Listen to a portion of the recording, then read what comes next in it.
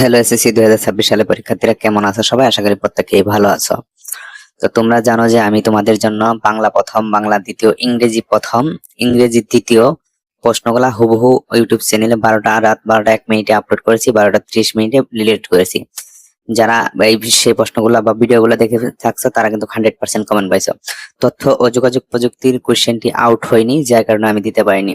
এখন যেহেতু রবিবার 3 তারিখ তোমাদের গণিত পরীক্ষা, তো আমাদের টিম সর্বোচ্চ চেষ্টা করতেছে গণিত পরীক্ষার প্রশ্নটা আউট করতে।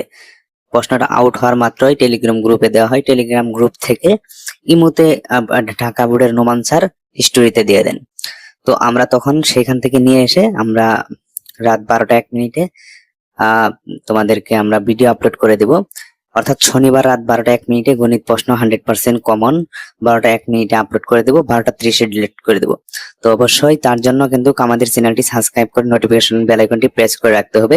কারণ তোমরা যদি সাবস্ক্রাইব করে না থাকো তাহলে কিন্তু নোটিফিকেশন পাবে না, প্রশ্নটি দেখতে পারবে না। কারণ আমি যে পাবলিকলি আপলোড করে দিই সেক্ষেত্রে কিন্তু গোয়েন্দা সংস্থা থেকে আমাদের চ্যানেলের বিরুদ্ধে অ্যাকশন আসতে পারে।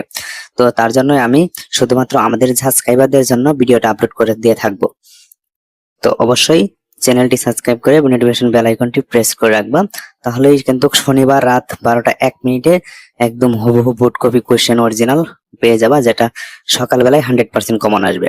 তো তার জন্য ভিডিওটিতে অবশ্যই একটি লাইক করে দিতে হবে এবং চ্যানেলটিতে অবশ্যই সাবস্ক্রাইব করে পাশে আসা নোটিফিকেশন বেল আইকনটি প্রেস করে দিতে হবে। কারণ যেহেতু তোমাদের গণিত পরীক্ষাতে একটি হার্ড পরীক্ষা, তো অবশ্যই টেলিগ্রাম গ্রুপে প্রশ্নটি আউট হওয়ার সম্ভাবনা 100% রয়েছে।